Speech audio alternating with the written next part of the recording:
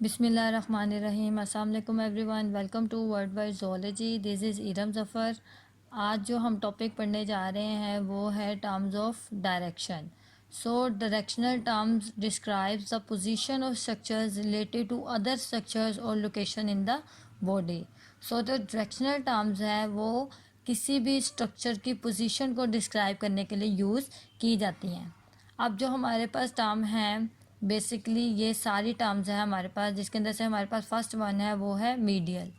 सो medial मतलब towards the mid line of the body. So what is the mid line of the body we will discuss in the next slide.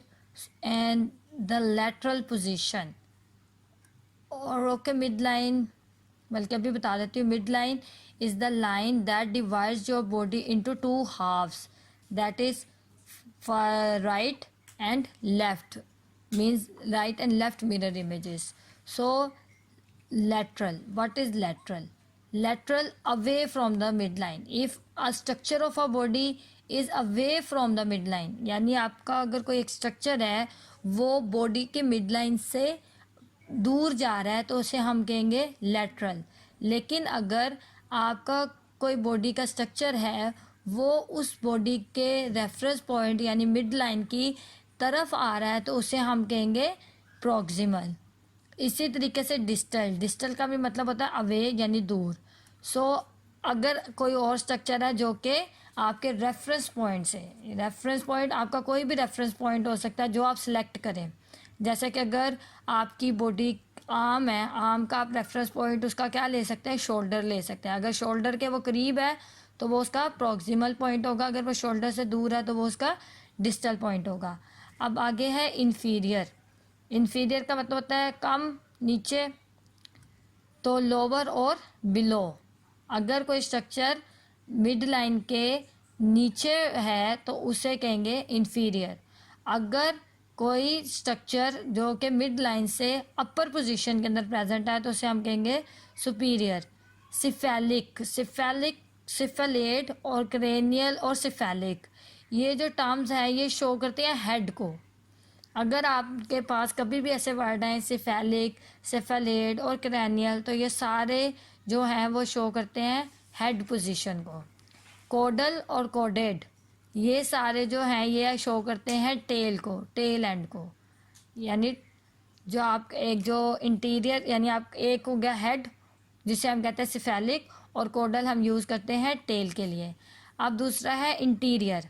अगर कोई structure front side के ऊपर present है तो उसे हम कहेंगे इंटीरियर। लेकिन अगर कोई स्ट्रक्चर बैक साइड पे प्रेजेंट है तो उसे हम कहेंगे पोस्टीरियर। यानी अगर आपका जो फ्रंट साइड है वो आपकी इंटीरियर कहलाएगी, किसी स्ट्रक्चर की फ्रंट साइड। और अगर उसी स्ट्रक्चर की अगर हम बैक साइड कहेंगे या हमने बैक साइड की पोजीशन उसकी बतानी है तो उसे हम कहेंगे पोस्टीरियर।